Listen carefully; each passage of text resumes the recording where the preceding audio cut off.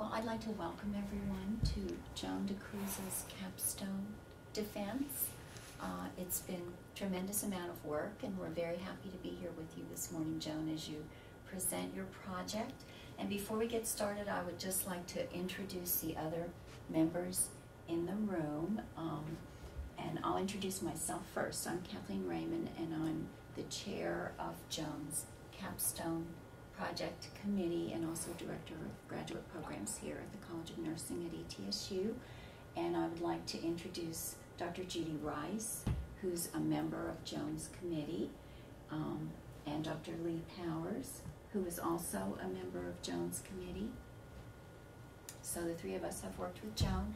And also I'd like to introduce Dr. April Stidham, who's here with us this morning, and she's the coordinator of the DNP program. So just a little overview of the way this process will work. And welcome to any of you who have logged in. This is our first simulcast of a DNP project, so we're very pleased to be able to share this experience with you and to have you participate in this event for Joan and hear about her work. And what we will do this morning is Joan will have some time to present her capstone project, and then we'll take questions from the audience. So if any of you are out there who would like to let us know of your questions, we'll be able to take your questions. And at that point, the public portion of this presentation will conclude, and we will then meet with Joan in the committee. Will meet with Joan, and we'll have a chance to ask her questions and so forth, and finish up with this part of the proposal defense and the project defense. So we would invite your questions, and I would also just like to let you know, anyone who's in the audience, we welcome your questions and your comments, but you need to understand that your comments and questions don't figure into the final outcome for Joan. So we welcome your participation and know that the committee makes the final decision in terms of the outcome for today. So does anybody have any questions before we get started? Good. Okay. Joan. Good morning, Dr. Raymond, Dr. Stidham, Dr. Powers, Dr. Rice. Good morning to both of you and all the audience out there. My name is Joan DeCruz, and I'm here to defend my capstone project, Suicide Prevention Barriers in Primary Care, Nurse Practitioners' Perspectives. The field of mental health has been my passion, and I chose the area of suicide prevention because deaths by suicide can be prevented. Suicide is a serious public health issue, and I looked at the statistics of suicide from a global perspective, from a national perspective, from a state and local perspective, and found in 2012 the World Health Organization had reported approximately 1 million deaths due to suicide, with a death rate of 16 per 100,000 population. And when I looked at our nation, there were about 38,364 deaths, with a rate of about 12 deaths per 100,000 population. And as I mentioned earlier, if we look at this data from a different perspective, it is like a commercial jet airliner with about 105 passengers on board, including crew, crashing every day here in our nation with no survivors. Pretty significant, isn't it? The American Foundation for Suicide Prevention quoted 1 death to suicide every 13.7 minutes. And when we look at the rate of suicides in the state of Tennessee, we have about 14.7 deaths per 100,000 population. And the 2 counties that are of significance to my project are the Washington County and Johnson County, with rates of about 21.1 deaths per 100,000 population and 27.4 deaths per 100,000 population, almost double the amount of our national rate of death by suicide. A little bit more into the statistics. It shows about 25% of the U.S. adults have mental illness. And of this group, 50% of those see their primary care physician. What may be the reasons for them visiting their primary care physician? One may be due to poor access to services, shortage of mental health providers, insurance reasons, and a predominant factor that I have noticed was stigma. We need to remember that mental illness is a risk factor for suicide, and greater than 90% of the individuals who've lost their lives to suicide have had risk factors. So in order to alleviate deaths by this nature, suicide prevention strategies required to be implemented. But the implementation of these suicide prevention strategies were unsuccessful because of the barriers that were noted in practice settings. What's the significance between suicide and primary care? A study by Luoma and his colleagues in 2002 examined rates of contact with a primary care provider a year prior to their death.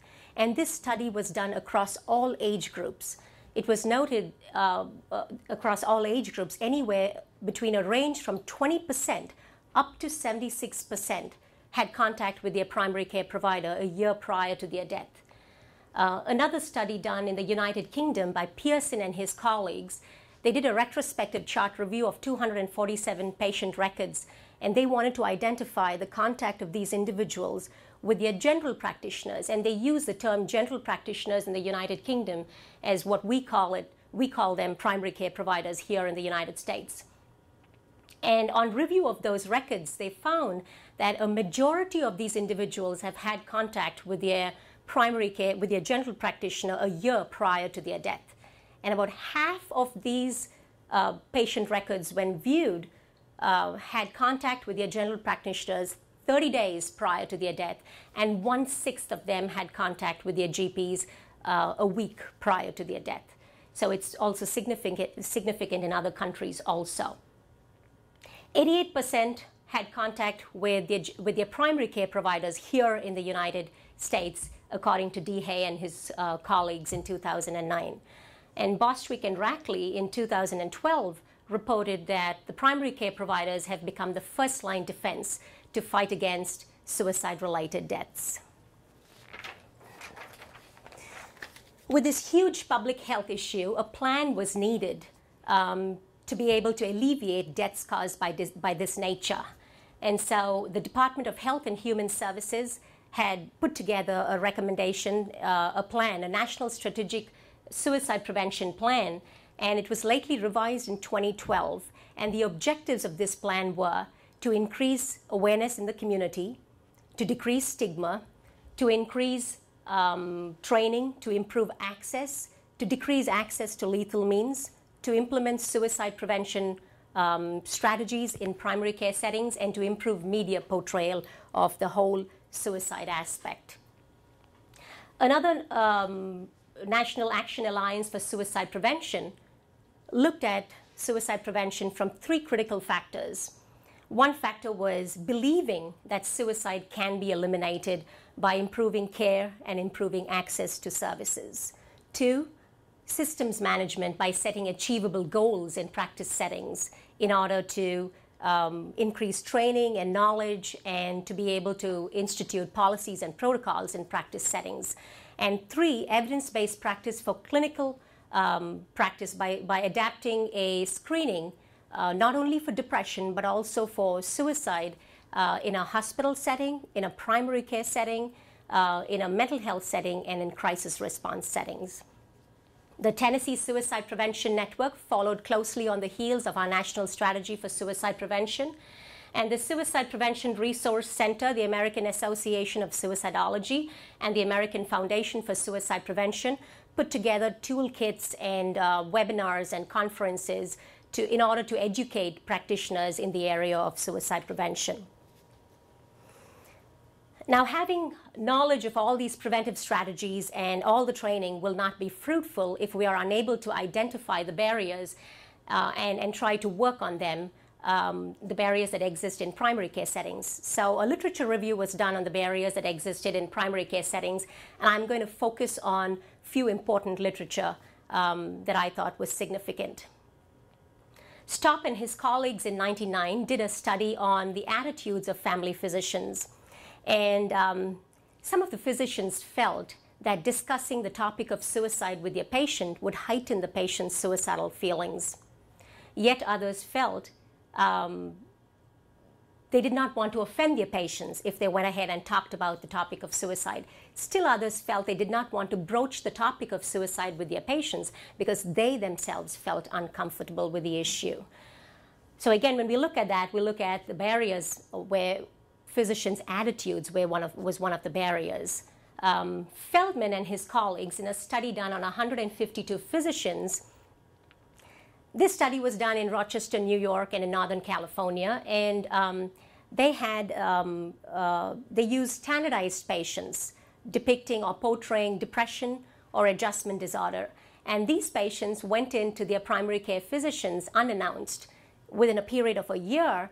And at the end of the study, it was found that only in 36% of the 298 encounters, suicide was discussed. The topic of suicide was discussed. And the barriers identified in that setting was lack of expertise and time. Another study by Nimala Surya and his colleagues in 2009 report that 50% of individuals with mental illness contact their primary care provider. Yet, a substantial portion of them go undiagnosed, leading to worsening symptoms of depression and a potential for increased suicidal behavior and thoughts. Again, lack of knowledge, a barrier identified. Russell, in 2010, in a report regarding mental health services in primary care, he talked about mental health services shortages that we have currently here in the United States. He stated that there were about 32,000 psychiatrists here in the United States and about 6,000 psychiatric nurse practitioners. So again, resources, shortages of mental health resources. A further look into the barrier, a study by Diamond and his colleagues, they surveyed attitudes and practices of 671 primary care providers in Pennsylvania. And this group included a group of pediatricians, nurse practitioners, physician assistants, and family physicians. And at the end of the study, they found about 40% of these providers had had at least one patient attempt suicide within the past year. And 14.2% of them, only 14.2% of them used a screening tool. 3% reported adequate compensation for screening for mental health services. And 21% were satisfied with collaboration of services between mental health and primary care. And a study by Loeb and his colleagues in 2012, this study was conducted on 15 internal medicine physicians from 2 universities and 3 community health centers. And they expressed concern regarding the lack of knowledge, expertise, and skills to treat mental illness. And they talked about fragmentation of care, and they stressed the importance of collaboration between mental health and primary care. Now, having gone through the statistics on suicide, the significance between primary care and suicide, and the barriers that exist in a primary care setting, my problem statement was, can addressing barriers of suicide prevention in a primary care setting enable early recognition, timely referrals, and treatment of individuals at risk for suicide? So the purpose of my study was to survey nurse practitioner perspectives regarding suicide prevention barriers and to provide recommendations for policy and practice change. The Iowa model of evidence-based practice was used as a theoretical framework to guide my project, and the Iowa model was initially developed as a research utilization model by Titler and colleagues at the University of Iowa Hospitals and Clinics. And later it was revised and altered to be able to implement evidence-based practice at an organizational level. In using this model to frame my project, I began with the identification of problem-focused triggers, and I found a lack of a suicide screening tool, no policies and protocols related to suicide prevention in my practice sites, and some of the nurse practitioners felt that time was an issue, and most of them felt that knowledge and training was definitely required. My knowledge-focused triggers were based on evidence-based research that supported the need for me to integrate suicide prevention into a practice setting. And so I went ahead and did a literature review, and on synthesis of this literature review, I found that it supported the need for me to identify the barriers that exist at my project practice sites. Data was then analyzed and collected and analyzed, and recommendations were made for practice and policy change. So this is the framework that I used for my Capstone project. The next step I went on to was to get approval from my site director, from the clinic directors. And so Dr. Van Hook was the clinical director for all the College of Nursing nurse-managed clinics. And so I obtained approval from Dr. Van Hook, and then later obtained approval from the ETSU Institutional Review Board as an exempt status for my project. No identifying information was going to be collected in my project. Participation was going to be strictly voluntary, and completion of surveys intended their consent to participate. In my setting were 3 nurse-managed clinics of the College of Nursing of East Tennessee State University. One was the Student University Health Services located on campus at Johnson City, Tennessee, the Johnson City Community Health Center located here in Johnson City, Tennessee, and the Mountain City Extended Hours Health Center located at Mountain City, Tennessee. My inclusion criteria were all primary care nurse practitioners at these 3 nurse-managed clinics. And my exclusion criteria was the nurse practitioners who were mental health providers. The design for my project was a purposive sampling of nurse practitioners from these 3 sites who met inclusion criteria, and 19 packages were distributed, and each package contained a letter detailing my project and 2 surveys. One was a brief demographic survey, and the other was this 18 questions Likert-style response questionnaire that contained the barriers that existed in primary care settings. My initial plan was to meet and to go to meetings and distribute my surveys to all practitioners. But because there was only monthly staff meetings at each of these project sites and with busy schedules, that was not possible. So opportunities were given to all participants to have access to this investigator with any questions they may have had regarding the survey. The surveys were then supposed to be returned in envelopes that was provided to them. The envelope was supposed to be sealed with a word confidential written across the flap of the envelope. And the package was either returned to the site director or the clinic director. And numerical identifiers were assigned to each package as it was received by me.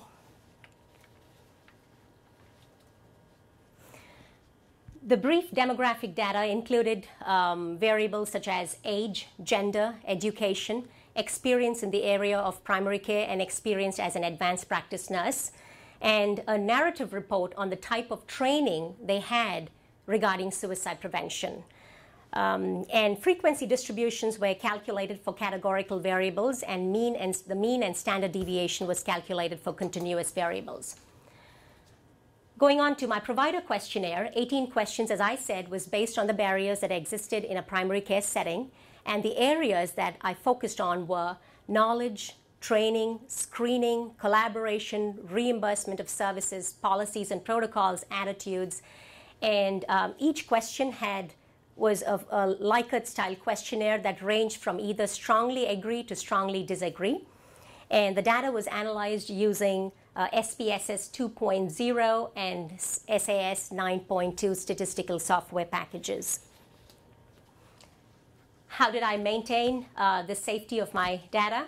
The data was collected and entered manually into a computer Excel spreadsheet, and my computer access was password protected, and the practitioner surveys was kept in a locked file cabinet in this investigator's home office. And now these are my results. I had a response rate of 84.2%. There were 19 practitioners in all, and I received a response from 16 nurse practitioners. The age ranged from 32 to 64 with a mean age of 52. And 100% of my nurse practitioners were females. This was a highly educated group of nurse practitioners, with 56.3 being masters or postmasters and 43.8 being doctorally prepared nurses. Their experience in terms as an advanced practice nurse and with practice in a primary care setting were divided into two groups. Experience below 20 years and experience above 20 years. And 81% had experience below 20 years and 19% had experience above 20 years, and their mean years of experience were 15. The self-report regarding the type of training they had in suicide prevention ranged from no training at all to attending conferences, seminars, continuing medical education, yearly risk management courses, and things of that nature. The next provider questionnaire, the results of my provider questionnaire, the first two questions, if you look at the first two questions, it looks at the attitudes of my nurse practitioners. Discussing suicide issue is an easy task. 62.5% of them felt it was easy, and 68.8% were comfortable dealing with that issue. If we look back at one of the studies that were presented, that wasn't what we found in the physician study. Asking questions related to suicide can increase potential for self-harm, and we can look at this from a knowledge perspective, and 93.8% of our nurse practitioners disagreed on that. And I think that was one that was found even in the same study, where they found that asking questions could heighten people's suicidal feelings, and that was in the physician study. Collaboration with mental health providers were adequate, and that was surprising. 62.6% felt that they had contact with their mental health providers. Knowledge was definitely a barrier, that 81.3% agreed that they required training and knowledge. And 75% actually said it's not a bad idea to go ahead and have continuing education on suicide prevention to be mandated in primary care. 50% said they had sufficient time to screen patients, but 62.5% disagreed on making routine inquiries on mental health issues despite 50% of the nurse practitioners reporting on the time that they had. 50% said access to mental health providers was possible on a daily basis, and that was great. Despite having access to mental health providers on a daily basis and being able to collaborate with them, 75% said, you know what, if we have a full-time mental health provider on staff, that will increase our confidence level, and we would be able to screen patients knowing that this expert is on hand for us to, fall back. 93.8% said reimbursement was definitely an issue. And 56% agreed that there was definitely a lack of a suicide screening tool in a practice setting.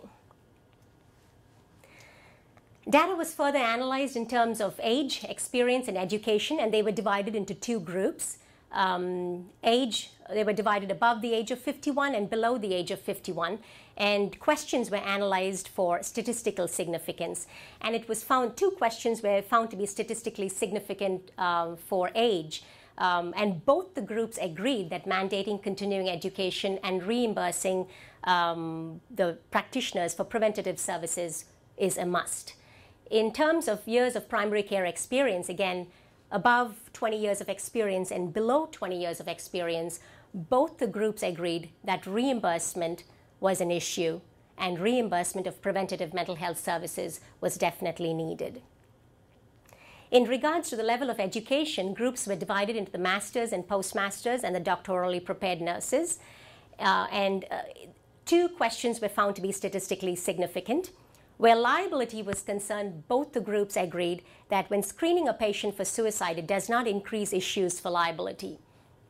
On the other hand, access to a mental health provider on a daily basis, the doctorally prepared nurses found that they did have access to mental health providers on a daily basis, whereas the masters and postmasters felt they did not have access to mental health providers on a daily basis. So to look at my barriers, the barriers that I identified in this project, insufficient training was one of the barriers, need for knowledge, continuing medical education, That was something that they recommended and said would be a great idea. The need for a full-time mental health provider and reimbursement services. My interesting findings were attitudes. And I thought our nurse practitioners, they felt very comfortable talking about the issue, and they reported that the issue of suicide with patients was an easy task. And I would think comparing it to the physician study that was done, I would think it's based on the training that we receive in nursing as opposed to medicine. In medicine, they go via a medical model approach of diagnosis and treatment, where we approach a patient from a more holistic perspective. And so we tend to make the patient more comfortable and develop a rapport, and so it's easier for us to go ahead and talk to patients regarding their issues. And in time, 50% of the nurse practitioners in my project did not identify time as a barrier. The limitations to my project, my sample size was small. The provider experience with mental health issues was not assessed, and my sample was 100% females.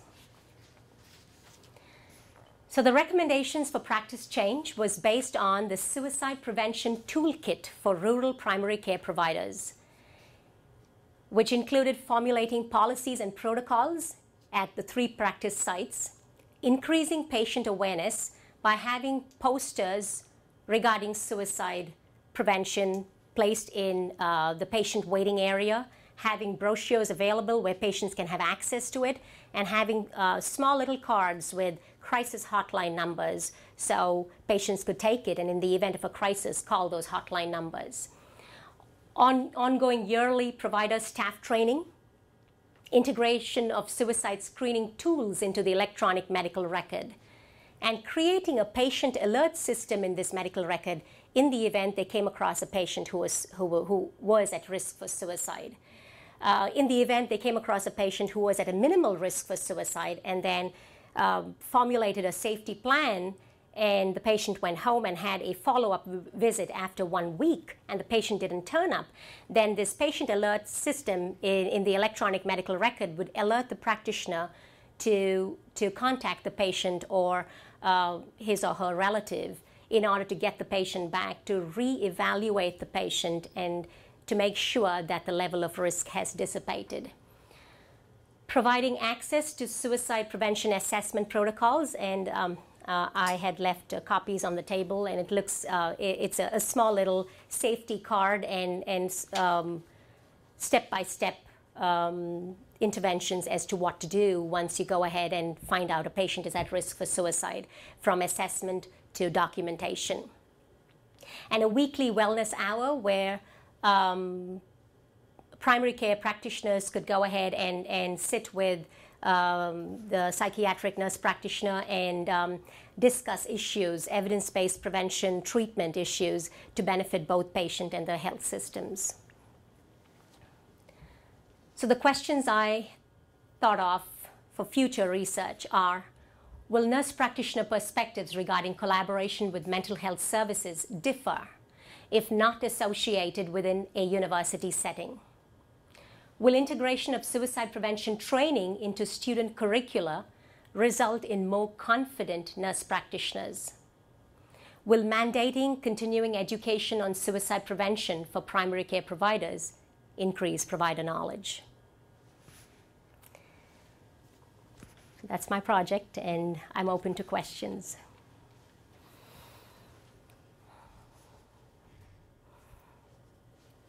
Are there any questions from the audience?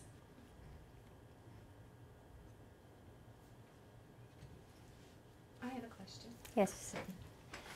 When you look at the state of Tennessee, back at your statistics, and compare them to the 2 counties, I think it was Washington County, Tennessee, and Johnson County. Yes. They were almost doubled. Yes. Right? Yes. 14 to 27. 27.4, yes. Right. So when you look at those statistics, do you know what factors may have played that percentage to be higher? I did not look into the reasons that would have accounted for an increased rate of suicide in Johnson County. No. Okay. Yeah.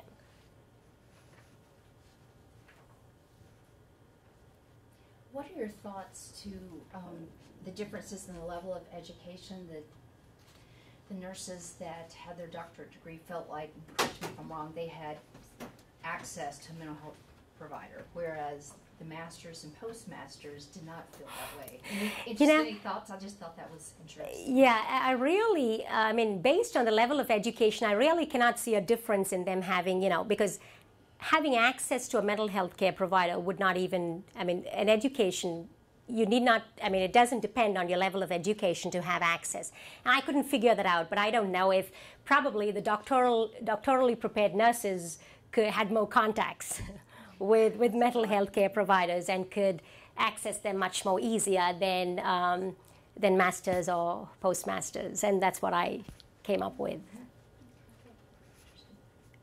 I think that she's identified some really great barriers for Northeast Tennessee, for suicidal, possible suicidal patients. And working in primary care, we lack a tool.